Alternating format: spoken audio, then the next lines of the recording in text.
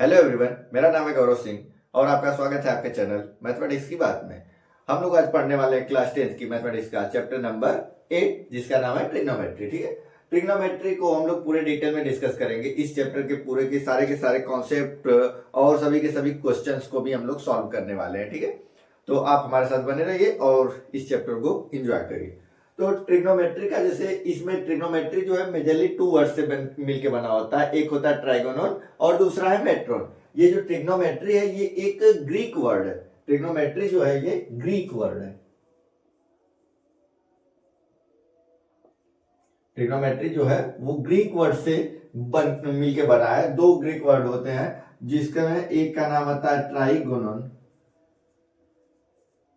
और दूसरा है मेट्रोन। इन दो वर्डों से बना है ट्रिग्नोमेट्री। ठीक है, तो ट्रिग्नोमेट्री में ये जो ट्राइगोनल होता है इसका मतलब होता है ट्राइएंगल। इसका मतलब होता है ट्राइएंगल और मेट्रोन का मतलब होता है मेजरमेंट।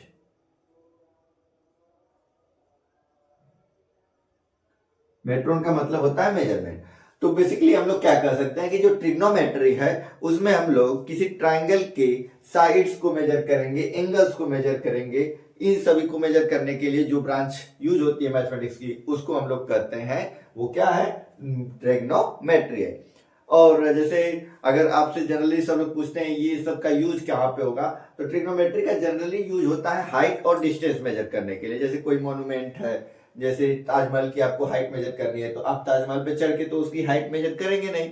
तो आप क्या करेंगे कि उसका हाइट प्रिडिक्ट करना है, आपको हाइट निकालनी है उसकी कितनी है, तो आप ट्रिग्नोमेट्री की हेल्प से निकाल सकते हैं। ठीक है, जैसे कोई माउंटेन होता है तो माउंटेन पे हम पूरा चढ़ के तो माउंटेन की हाइट कवर करेंगे नहीं, तो हम क्या करते हैं वहां पे ट्राइंगल, ये ट्रिग्नोमेट्री का कॉन्सेप्ट यूज करते हैं। ये जो प्लेन्स और शिप्स भी चलती हैं तो वहां पे भी अगर जैसे कोई मिसाइल किसी जगह पे टारगेट करनी रहती है तो वहां पे भी ट्रिग्नोमेट्री पूरा भरपूर मात्रा में यूज होती है। ठीक है, तो ट्रिग्नोमेट्री का अगर आपको डेफिनेशन बताया जाए कि डेफिनेशन क्या है ट्रिग्नोमेट्री की, ट्रिग्नोमेट्री की डेफिनेशन, तो ट्रिग्नोमेट्री की डेफिनेशन है the branch of mathematics, the branch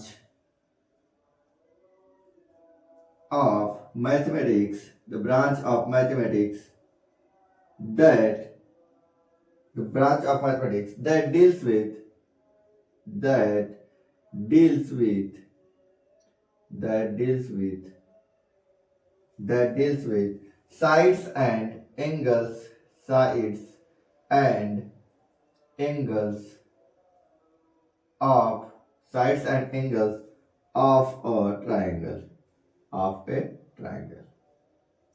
ये है ट्रिग्नोमेट्री की डेफिनेशन। मैथमेटिक्स की वो ब्रांच जो किसी ट्राइंगल के साइड्स और एंगल के बारे में डिस्कशन करती है उसको हम लोग कहते हैं कि वो क्या, कौन सी ब्रांच है, वो है ट्रिग्नोमेट्री की ब्रांच। ठीक है, तो अभी जैसे हमने इसमें मतलब इसका क्या है, साइड्स को मेजर करना है। ट्रिग्नोमेट्री में किसी ट्राइंगल की साइड्स को मेजर करना है। तो आओ रुको थोड़ा सा इरेज करते हैं।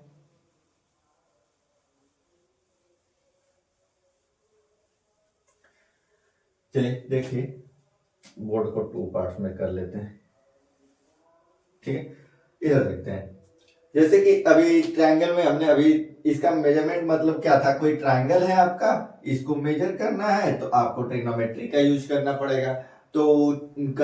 या फिर कुछ मेजरमेंट के लिए कुछ स्पेसिफिक टाइप्स होंगी जिसको हम अपने को मेजर करना है तो ट्रिग्नोमेट्री को यूज करना ही पड़ेगा। लेकिन अपने को सभी टाइप्स के ट्रायंगल्स को के बारे में यहाँ पे नहीं, मतलब सभी टाइप्स के ट्रायंगल के मेजरमेंट के बारे में नहीं डिस्कशन करना है। आपको क्लास 10th में जो है वो सिर्फ राइट एंगल ट्रायंगल पे डिस्कशन करना है, राइट एंगल ट्रायंगल्स पे। ये जो है एक स्पेसिफिक टाइप का ट्रायंगल होता है। कैसा होता है, राइट एंगल ट्रायंगल करने का मतलब उसमें एक एंगल 90 डिग्री का होता है, ऐसा ट्रायंगल। ठीक है, ऐसा ट्रायंगल जो होता है, मान लेते हैं ये कोई ट्रायंगल है ए बी और सी, कुछ इस टाइप का ट्रायंगल जहां पे एक एंगल 90 डिग्री हो। हम लोग पूरे चैप्टर में मतलब पूरे क्लास 10th में जितना भी कॉन्सेप्ट है ट्रिग्नोमेट्री का वो सारा का सारा बेस्ड है राइट एंगल ट्रायंगल पे। ठीक है, तो राइट एंगल ट्रायंगल में आपको इस या तो क्लास 9 से थोड़ा मोड़ा लर्न हो कि जो 90 डिग्री के सामने वाली लाइन होती है, 90 डिग्री के सामने वाली लाइन होती है, उसको हम लोग कहते हैं हाइपोटेनस। ठीक है, side opposite to the 90 degree right angle is called hypotenuse. Hypotenuse, hypotenuse. ठीक है, ये जो साइड 90 डिग्री के अपोजिट में होती है उसको हम लोग कहते हैं हाइपोटेनस। और फिर इसके बाद आपको वहां पे बताया गया होगा या फिर नहीं बताया गया तो ध्यान से देखिएगा, हम लोगों को बेस और परपेंडिकुलर जो है वो बहुत केयरफुली चूज करना होता है। बेस अगर आपको ये एक थीटा, थीटा भी क्या है, एक ग्रीक वर्ड है, थीटा ग्रीक लेटर है, ग्रीक लेटर। ठीक है, एंगल को रिप्रेजेंट करने के लिए थीटा वगैरह का यूज करते हैं हम लोग। तो अगर यहाँ पे एंगल थीटा है तो थीटा की अपोजिट साइड जो होती है उसको हम लोग कहते हैं परपेंडिकुलर। परपेंडिकुलर तो ये हो गया इस केस में, अगर थीटा यहाँ पे है इसको कहा जाता है अपोजिट, अपोजिट साइड। परपेंडिकुलर कहो या फिर अपोजिट साइड, परपेंडिकुलर, परपेंडिकुलर। ठीक है, और ये जो एडजेसेंट साइड होती है थीटा से एडजेसेंट साइड, इसको हम लोग कहते हैं बेस, इसको कहते हैं बेस। बेस को इसका दूसरा नाम है एडजेसेंट साइड, एडजेसेंट साइड। ठीक है, बेस को हम एडजेसेंट साइड भी कह सकते हैं, और उसको, और ये जो दूसरा था आपका क्या परपेंडिकुलर, उसको हम लोग अपोजिट साइड्स कहते हैं, अपोजिट साइड कहते हैं। ठीक है, अगर जैसे ये टोटली परपेंडिकुलर और बेस अपने पॉइंट ऑफ ऑब्जर्वेशन पे डिपेंड करता है। अगर हम यहां से ऑब्जर्व कर रहे थे तो ये था अपना परपेंडिकुलर और ये था अपना बेस। ऐसे आइए एक दूसरा और करके दिखाते हैं। ठीक है, ये मान लेते हैं अपना ट्रायंगल भाई ए बी सी है, बट इस बार जो आपका यहाँ पे 90 डिग्री है, बट आपका इस बार पॉइंट ऑफ ऑब्जर्वेशन जो है वो सी है, मतलब हम सी से ऑब्जर्व कर रहे हैं। हम क्या कर रहे हैं, सी से ऑब्जर्व कर रहे हैं। तो अपना थीटा अगर यहाँ पे है तो हाइपोटेनस तो हर कंडीशन में फिक्स ही है कि 90 डिग्री के सामने वाली लाइन जो है वो हाइपोटेनस होगी। तो ये तो हो गई अपनी हाइपोटेनस, बट ये जो परपेंडिकुलर और बेस था वो पॉइंट ऑफ ऑब्जर्वेशन पर डिपेंड करता है। तो अगर हम यहां से ऑब्जर्व कर रहे हैं तो इसका एडजेसेंट साइड क्या होगा, एडजेसेंट साइड बेस होगा। तो इस साइड वाला तो पहले ही हाइपोटेनस हो चुका है, तो जो बचा है वही तो एडजेसेंट साइड है। ये एडजेसेंट साइड अपनी बेस कहलाएगी। या फिर इस एंगल, जहां पे एंगल पॉइंट ऑफ ऑब्जर्वेशन की अपोजिट जो साइड है उसको हम लोग कहते हैं परपेंडिकुलर।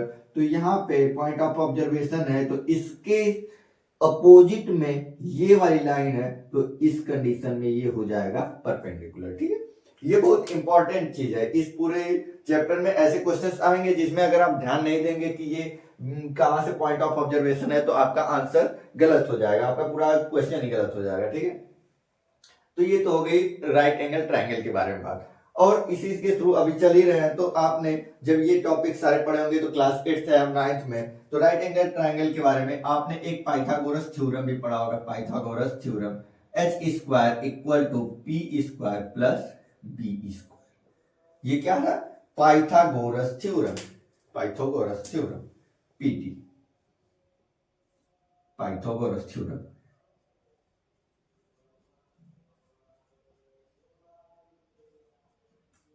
पाइथागोरस थ्योरम, ठीक है, Pythagoras theorem. Hypotenuse square equal to perpendicular square plus base का स्क्वायर। इस पूरे चैप्टर में क्वेश्चंस करने के लिए इसका भी एक अलग सा ही इंपॉर्टेंस है, ये बहुत बार बार यूज होता ही रहता है। Hypotenuse square equal to perpendicular square plus base का स्क्वायर। ठीक है, अब हम लोग आते हैं अपने कॉन्सेप्ट पे, trigonometric ratios. Trigonometric ratio, sorry, trigonometric ratios. तो आपके वो टोटली 6 ट्रिग्नोमेट्रिक रेशियोज के बारे में पढ़ना है। ठीक है, ट्रिग्नोमेट्रिक रेशियो 6 टाइप के होते हैं, उन्हीं बेसिकली उन 6 टाइप के रेशियोज के बारे में पढ़ना है। तो ट्रिग्नोमेट्रिक रेशियोज जो है, तो ट्रिग्नोमेट्री है क्या, साइड्स के बारे में है ना। तो इसमें जो ट्रिग्नोमेट्री में रेशियोज लिए जाएंगे वो इन्हीं साइड्स के और इन एंगल्स के रिस्पेक्ट में रेशियोज बनाया जाएगा। तो रेशियो का जैसे बेसिक मीनिंग क्या होता है, रेशियो का बेसिक मीनिंग होता है, बेसिक मीनिंग ऑफ रेशियो, कहीं पे जैसे जनरली अगर आपको कहीं पे भी अगर रेशियो बोला जा रहा है तो रेशियो का मतलब होता है कंपैरिजन बाय डिवीजन। अगर हम किसी चीज को कंपेयर कर रहे हैं डिवीजन करके तो उसको हम लोग कहते हैं कि वो क्या है, रेशियो है। ठीक है, कंपैरिजन बाय डिवीजन होता है अगर किसी जगह पे, तो हम लोग उसको कहते हैं कि वो क्या है, रेशियो है। कंपैरिजन बाय डिवीजन को हम लोग कहते हैं रेशियो। तो ट्रिग्नोमेट्रिक रेशियो 6 टाइप के होते हैं। एक को कहते हैं साइन, और अगर थीटा एंगल को हमने थीटा लिया है तो साइन थीटा, या फिर साइन, हाँ थीटा ही लिख लेते हैं अभी के लिए, साइन थीटा, कोसाइन थीटा, और होता है टेन थीटा, या फिर कहते हैं उसको टेंजेंट थीटा, और होता है कोसिकेंट थीटा, और होता है सिकेंट थीटा, और होता है कोटेंजेंट थीटा। ठीक है। तो sine theta, cos theta, tan theta और कोटेंजेंट साइन, ये सभी का फार्मूले की तरह से आपको याद करना है, या तो आपको ट्रिक तो बताई जाएगी अभी। ठीक है, तो साइन थीटा का बेसिक मतलब है कि perpendicular ratio of perpendicular and hypotenuse,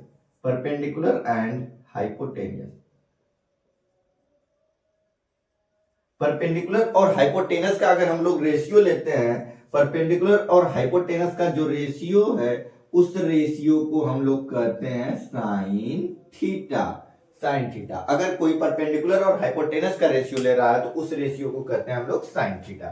cosine theta क्या होता है, बेस का रेशियो लिया जाए अगर हाइपोटेनस के साथ तो उसको हम लोग कहते हैं कोसाइन थीटा। ठीक है, टेंजेंट थीटा का बेसिक मतलब होता है परपेंडिकुलर का रेशियो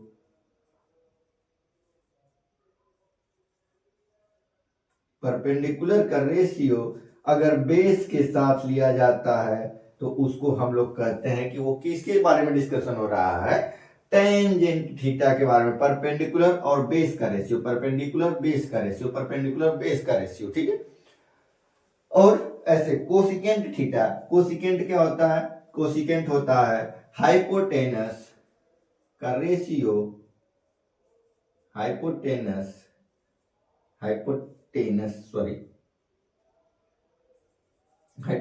का रेशियो अगर हम लोग परपेंडिकुलर के साथ लें तो उसको हम लोग कहते हैं कि वो किसके बारे में बात हो रही है, परपेंडिकुलर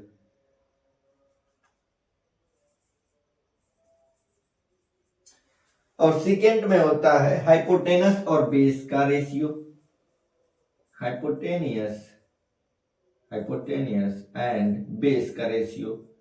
और जो कोटेंजेंट होता है उसमें होता है बेस और परपेंडिकुलर का रेशियो,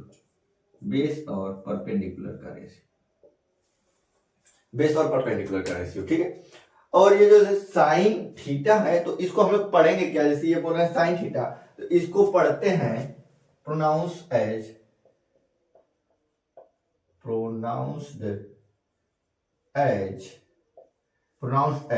इसको पढ़ते हैं साइन थीटा को कहते हैं sign of angle theta,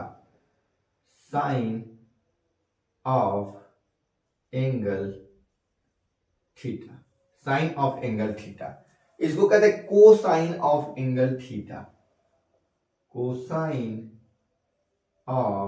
angle theta, इसको कहते हैं टेंजेंट ऑफ एंगल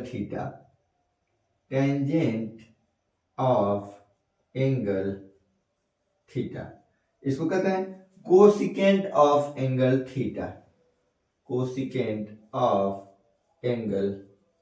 थीटा, ऐसे सिमिलरली इसको कहते हैं सीकेंट ऑफ एंगल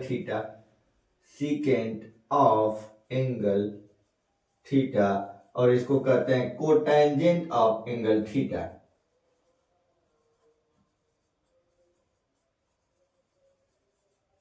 ठीक है, इसको कहते हैं ऐसे। ठीक है, और इसमें जैसे ये अगर आप ऐसा सोच रहे हैं कि साइन का मल्टीप्लाई है थीटा में, अगर आपने ऐसे बेसिकली अगर बोल दिया कि साइन और थीटा का मल्टीप्लाई है, तो ये एक ब्लंडर है, ऐसा नहीं होता, ये टोटली रॉन्ग है। ठीक है, ये टोटली रॉन्ग है, साइन का मल्टीप्लाई नहीं है थीटा में। और अगर आपको ऐसे कहीं पे ऐसे बेसिकली सिंगली अगर साइन मिल जाए तो इस साइन का कोई मीनिंग है ही नहीं, ये मीनिंगलेस है। कहीं पे भी अगर साइन है, ये सब चीजें जो यहाँ पे लिखी जा रही हैं, ये सब टोटली मीनिंगलेस है, ये सब रॉन्ग है।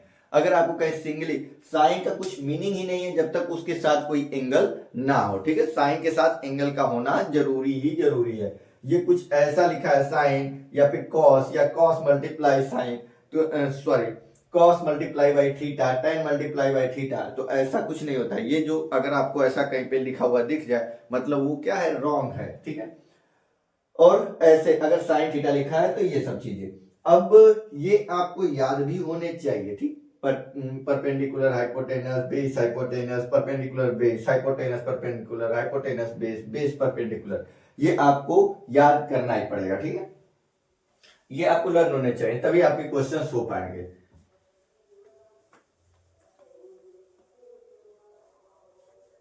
ठीक, इधर आते हैं, थोड़ा और कॉन्सेप्ट को क्लियर करते हैं। जैसे अब जैसे इसको तो कुछ ट्रिक्स आप लोगों ने सुने ही होंगे अपने क्लासेस में, हमेशा से बताई जाती हैं कि अगर आपको इन चीजों को याद करना है तो परपेंडिकुलर को हम डायरेक्टली कर सकते हैं P upon b, P upon h, sorry P upon h, इसको कहते हैं B अपॉन एच, इसको कहते हैं P upon b, P upon b, H upon P, इसको कहते हैं H अपॉन बी, इसको कहते हैं B अपॉन P। ठीक है, तो इसको एक ट्रिक बताई जाती है, PBP डिवाइडेड बाई HHB, इसको कहते हैं पंडित बद्री प्रसाद हर हर बोले। इसको कैसे याद कर लेते हैं, पंडित बद्री प्रसाद हर हर बोले।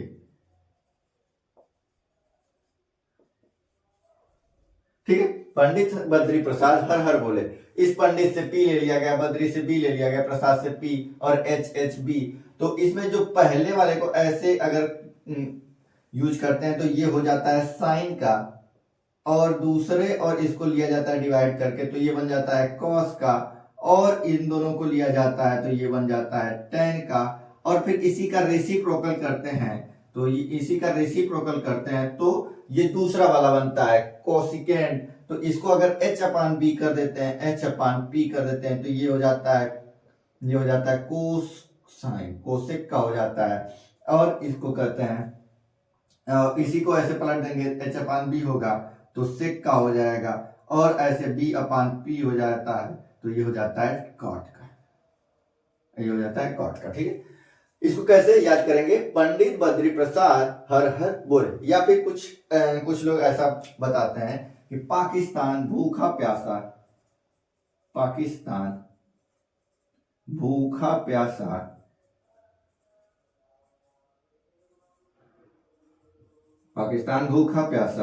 हिंदुस्तान हरा भरा। कोई एक ट्रिक आप याद कर ले, पंडित बद्री प्रसाद हर हर बोले या फिर पाकिस्तान भूखा प्यासा हिंदुस्तान हरा भरा, इसमें से हम लोग चूज कर लेते हैं PBP HHB।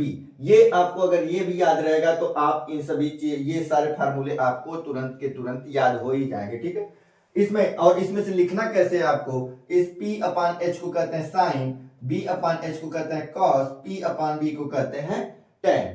फिर इसके बाद इसका इनवर्स कर लो, H अपान P को कहते हैं कोसेक, H अपान B को कहते हैं सेक, B अपान P को कहते हैं कॉट। ठीक है, इस तरीके से इन सबको याद कर लिया जाता है। ठीक है, अच्छा अभी आपको एक क्वेश्चन करवाते हैं, फिर उसके बाद आपको क्लियर होगा कि इसमें इसका मतलब क्या है।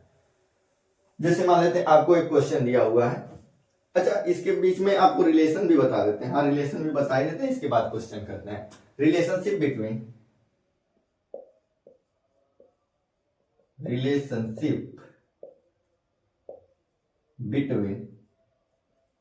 Trigonometric ratios.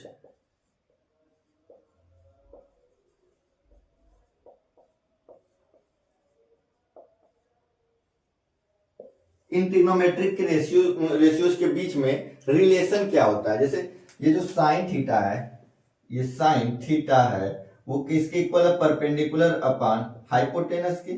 ठीक है, अब आप देखिए कि परपेंडिकुलर और हाइपोटेनस में एक रिलेशन तो इसमें है, दूसरा रिलेशन और कहां पे दिख रहा होगा? हाइपोटेनस और परपेंडिकुलर में कोसिकेंट में। तो ये जो कोसिकेंट है वो कुछ उसका उल्टा टाइप का है ना, तो हम कह सकते हैं कि कोसेक थीटा क्या होता है? कोसेक थीटा होता है 1/sin थीटा के इक्वल। या और हम इसको ऐसा भी कह सकते हैं, जो साइन थीटा है वो 1/कोसेक थीटा है।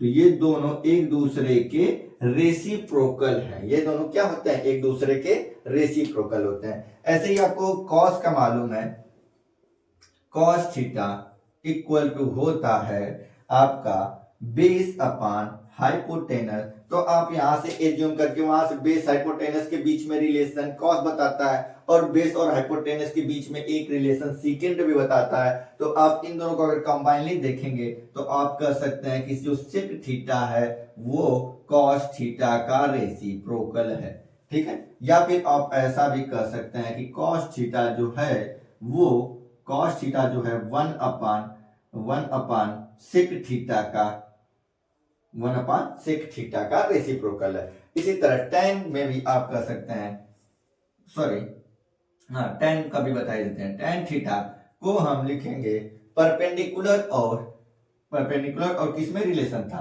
परपेंडिकुलर और बेस में रिलेशन था उसका, परपेंडिकुलर और बेस में। तो परपेंडिकुलर बेस में रिलेशन एक कॉट भी बताता है, तो हम tan को कॉट के टर्म में भी लिख सकते हैं। tan थीटा को लिख सकते हैं 1/कॉट थीटा, या फिर हम उसको कॉट थीटा को हम लोग 1/tan थीटा भी लिख सकते हैं। ठीक है, और एक इसी से एक और रिलेशन आप बना सकते हैं कि ये जो tan बन रहा है वो देखिए P/B है, P और B, और देखो PH BH। अगर हम पहले इसको इक्वेशन फर्स्ट बोल दें, इसको इक्वेशन सेकेंड बोल दें, और अगर इन दोनों को डिवाइड कर दें, तो साइन और कॉस का जब डिवाइड होगा तो ये हाइपोटेनस से हाइपोटेनस कैंसिल आउट हो जाएगा, तो बचेगा P/B। तो tan को हम एक तरीका और है लिखने का, tan को हम और बोलते हैं sine theta upon cos theta. ठीक है, इसी तरह कॉट को कहा जाता है cos theta upon cos theta upon sine theta. ये जो है वो हम कहते हैं कॉट थीटा को। ये और ये सारे फॉर्मूले बहुत इंपॉर्टेंट है, ये सारे के सारे समझ लो, अभी इस स्लाइड पे जितने हैं ये सभी के सभी फार्मूले की तरह यूज होते हैं। ठीक है, तो आपको ये सारे के सारे लर्न होने चाहिए। ठीक, आप इसका स्क्रीनशॉट ले लीजिए और इसके बाद हम आपको एक क्वेश्चन कराते हैं। ठीक है,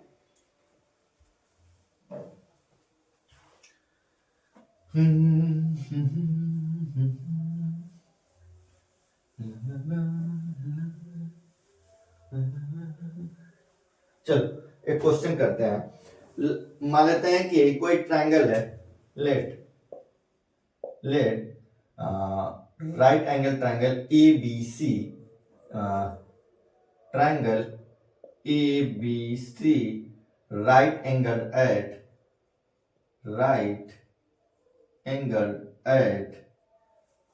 A। ठीक है, राइट एंगल एट ए, और गिवन क्या क्या है कि AB इक्वल टू गिवन है 12, और गिवन है AB इक्वल टू 12, और BC इक्वल टू गिवन है 13, BC इक्वल टू गिवन है 13, और AC इक्वल टू गिवन है 5। AC इक्वल टू गिवन है 5। ठीक है, तो अपने को फाइंड करने हैं कि ट्रिग्नोमेट्रिक रेशियोज क्या है। ठीक है, ट्रिग्नोमेट्रिक रेशियोज क्या है? write all trigonometric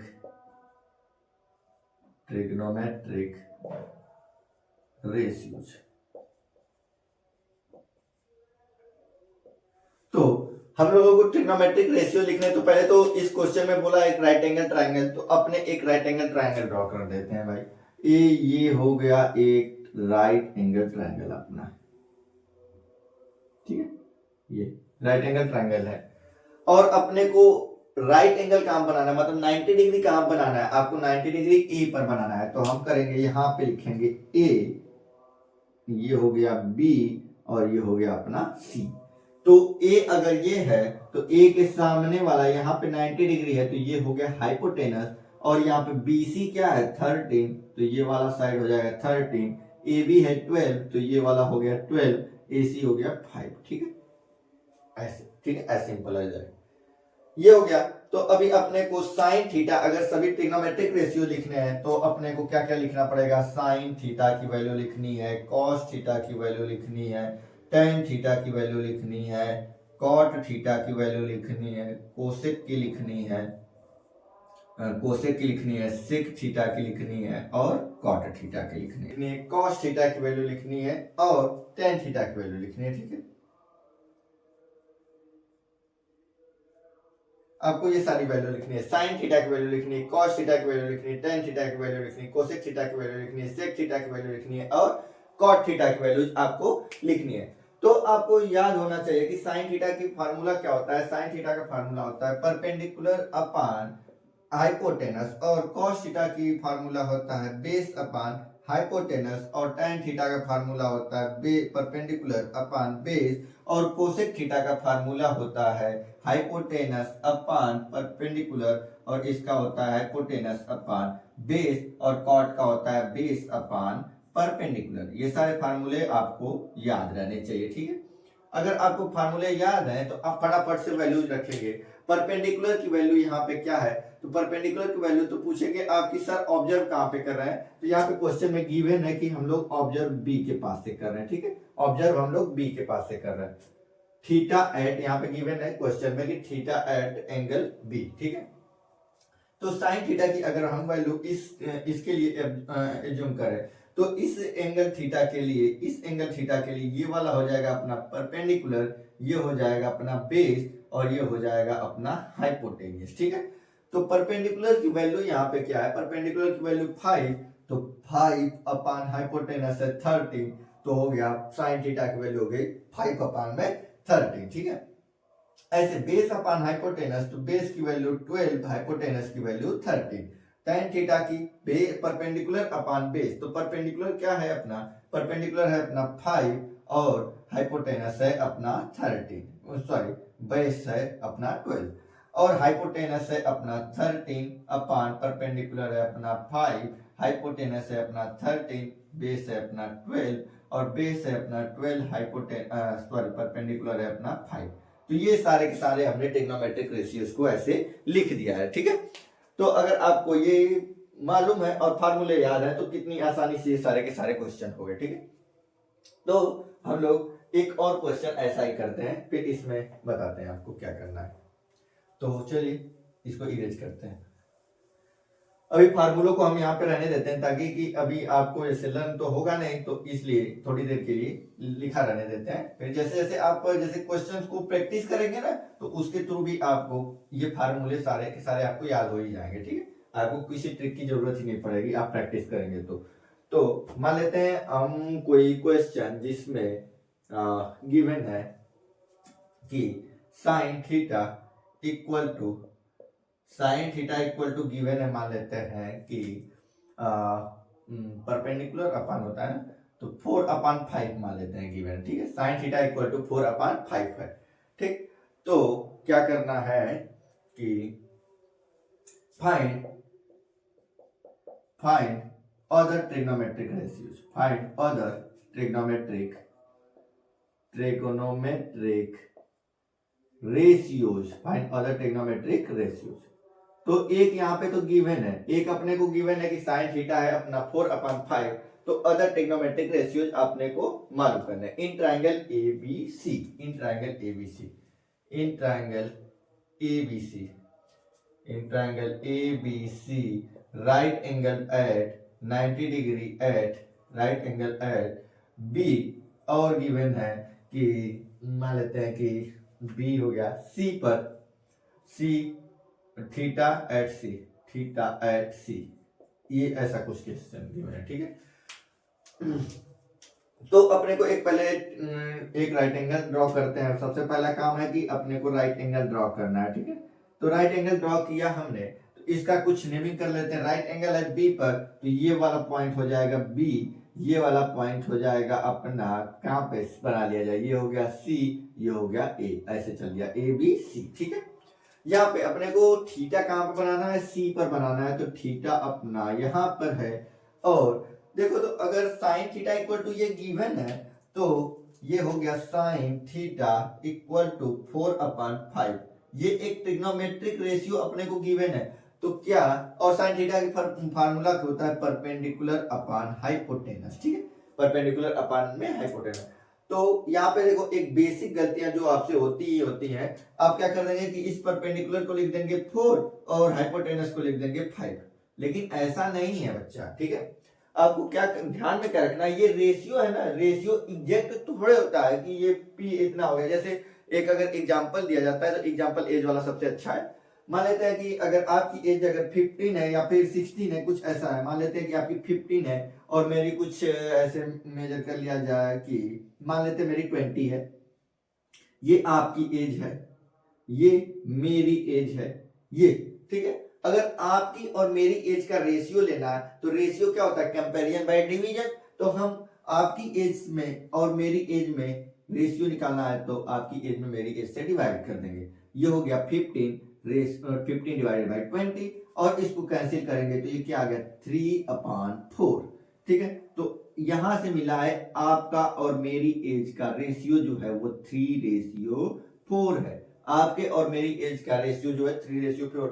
क्या, लेकिन ये क्या आप ऐसा कर सकते हैं कि आपकी एज 3 है, मेरी एज 4 है? आप ऐसा नहीं कर सकते हैं, ठीक है। आप क्या कहेंगे कि आपकी और मेरी एज का रेशियो 3:4 है, बट आपकी और मेरी एज एग्जैक्ट 3 और 4 तो नहीं है। आपको क्या करना पड़ेगा, आपको एक ऐसा कॉमन नंबर आपको मिलेगा जो आपके मतलब उससे आपके रेशियो में मल्टीप्लाई करें तो आपकी एज मिल जाएगी, और इसमें मल्टीप्लाई करें तो मेरी एज मिल जाएगी। जैसे यहाँ पे 3:4 आया है, तो अगर हम 3 इंटू समथिंग करें, वो समथिंग क्या है, आपकी एज तो 15 थी, तो 3 इंटू 5 करेंगे तो आपकी एज मिल जाएगी। ऐसे ही अगर 4 इंटू समथिंग है, 4 इंटू 5 करें तो मेरी भी एज मिल जाएगी, ठीक है। तो अगर आपको कहीं पर रेशियो गिवन है, तो आपको कोई एक ऐसा कांस्टेंट नंबर मिलेगा, कांस्टेंट मतलब कोई एक ऐसा नंबर मिलेगा जिससे आप दोनों मल्टीप्लाई करें तो आपको उस रेशियो में से एग्जैक्ट वैल्यूज निकल के आएंगे, ठीक है। जैसे यहाँ पे वो 5 नंबर है, वो नंबर क्या है 5 है, जिससे मल्टीप्लाई करने पर आपको आपकी एज मिल जाएगी और मुझको मेरी एज मिल जाएगी, ठीक है। तो आप कह सकते हैं कि जब भी रेशियो हो तो कोई एक नंबर ऐसा एग्जिस्ट करेगा जिससे मल्टीप्लाई करना पड़ेगा, तो आपको एग्जैक्ट वैल्यूज मिलेंगी, ठीक है। तो कुछ वैसा ही यहाँ पे भी है, क्योंकि ये ट्रिग्नोमेट्रिक रेशियो है, तो हम ऐसे एग्जैक्ट ये नहीं कर सकते हैं कि P भी 4 है और H भी 5 है, ठीक है। हम क्या कहेंगे कि आप हमको एक ऐसा नंबर, मतलब एक ऐसा नंबर जरूर एग्जिस्ट करेगा जो इन दोनों में कॉमन होगा, मतलब इससे भी मल्टीप्लाई होगा और इसमें भी मल्टीप्लाई होगा। तो हम मान लेते हैं कि वो कॉमन नंबर कुछ ए मान लेते हैं, ए एज्यूम कर लेते हैं, तो हाइपोटेनस भी आपका हो जाएगा 5a और परपेंडिकुलर भी हो जाएगा 5a, ठीक है, ऐसा कुछ। और अपने को अदर ट्रिग्नोमेट्रिक रेशियोज फाइंड करने हैं, तो अदर ट्रिग्नोमेट्रिक रेशियोज में अगर हम जाएं तो क्या है cos थीटा, और cos थीटा की वैल्यू होती है बेस अपॉन हाइपोटेनस। लेकिन भैया आपको तो बेस तो मालूम ही नहीं है भाई, बेस तो मालूम ही नहीं है, तो आप ऐसी सिचुएशन में क्या करेंगे, एक आपको पाइथागोरस थ्योरम बताई गई थी। पाइथागोरस थ्योरम, किसी ट्रायंगल के तीनों साइड्स के बीच में एक रिलेशन होता है, Pythagoras theorem. Pythagoras theorem PT, PT क्या होती है, hypotenuse square equal to perpendicular square plus base का स्क्वायर। ट्रायंगल की, राइट एंगल ट्रायंगल के तीनों साइड्स के बीच में ये रिलेशन होता है, ठीक है। तो आपको अगर इसमें से कोई भी दो वैल्यूज मालूम है, तो तीसरी वैल्यू आप इस फार्मूले की मदद से निकाल सकते हैं। तो हमको यहाँ पे परपेंडिकुलर मालूम है और हाइपोटेनस मालूम है, परपेंडिकुलर मालूम है और हाइपोटेनस मालूम है। तो अगर परपेंडिकुलर की वैल्यू और हाइपोटेनस की वैल्यू यहाँ पे पुट की जाए तो बेस की वैल्यू निकल के आ जाएगी। चलो पुट करके दिखाते हैं। तो हाइपोटेनस यहाँ पे है कितना, हाइपोटेनस की वैल्यू है 5a और परपेंडिकुलर की वैल्यू है 4a। तो हाइपोटेनस की जगह पे 5a और उसका स्क्वायर, परपेंडिकुलर की वैल्यू है 4a और इसका स्क्वायर प्लस बेस, बेस तो मालूम ही नहीं है तो बेस का स्क्वायर। तो 5a का होल स्क्वायर है तो हो जाएगा 25a का स्क्वायर और ये हो जाएगा 4 का स्क्वायर 16 और a का स्क्वायर प्लस b का स्क्वायर। ये प्लस 16a स्क्वायर इधर आएगा तो minus 16a square 25a square minus 16a square equal to ये हो गया बेस का स्क्वायर। माइनस करेंगे तो हो जाएगा 9a square equal to base का स्क्वायर। तो यहां से आपको मिल जाएगा बेस की वैल्यू मिलेगी, ये इधर से स्क्वायर रूट हटाएंगे, इधर से स्क्वायर हटाएंगे, इधर स्क्वायर रूट मिलेगा तो बेस इक्वल टू आ जाएगा 3a, ये मिल गई बेस की वैल्यू। तो अपने को ये दोनों प्रोड्यूस किए हैं बेस की वैल्यू, बेस की वैल्यू आई है 3a, ठीक है। यहां से अगर हम अब कॉस की वैल्यू तो निकाल ही देंगे, कॉस थीटा की, कॉस थीटा की वैल्यू क्या बन जाएगी, बेस अपान हाइपोटेनस है तो बेस की वैल्यू है 3a और हाइपोटेनस की वैल्यू है 5a, 3a divide by 5a, a से a हो गया कैंसिल, आ गया आंसर 3/5, ठीक है 3/5। तो cos थीटा की वैल्यू आ गई 3/5। ऐसे ही अगर tan थीटा की वैल्यू निकाली जाए, tan थीटा इक्वल टू होता है formula, tan theta equal to formula क्या है कि परपेंडिकुलर अपान बेस। तो यहाँ पे परपेंडिकुलर अपने के पास है 4a और बेस है अपने पास 3a, तो डिवाइड करेंगे तो क्या होगा, a से a मर जाएगा, बचेगा 4/3। तो tan थीटा की वैल्यू हो गई 4/3। ऐसे ही आप कोसिकेंट का भी कैलकुलेट कर सकते हैं, सीकेंट का भी कैलकुलेट कर सकते हैं और कोटेंजेंट का भी कैलकुलेट कर सकते हैं, ठीक है। और इस ऐसे क्वेश्चन ही पहले एक्सरसाइज में आपको मिलेंगे, आप इनको इजीली सॉल्व कर सकते हैं, ठीक है। तो इस तरह से करना है, आप इसको देख लीजिए। यहाँ पे इन तीनों का आपको होमवर्क है, कोसिकेंट का, सीकेंट का और कोटेंजेंट का। बहुत सिंपल है, आपको बस फार्मूले यहाँ पे गिवन ही है, आपको यहाँ पे हाइपोटेनस परपेंडिकुलर की वैल्यू, हाइपोटेनस बेस की वैल्यू, बेस और परपेंडिकुलर की वैल्यू पुट करनी है वहां से, और बाकी के 3 रेशियोज आपको मिल जाएंगे, ठीक है। तो इस तरीके से करना है, ठीक है ना। तो अभी ये वीडियो बहुत लंबी हो जाएगा, इसलिए हम इसको यहीं पे स्टॉप करते हैं और आगे का टॉपिक हम नेक्स्ट वीडियो में अपने करेंगे, ठीक है। तो धन्यवाद आप सभी का।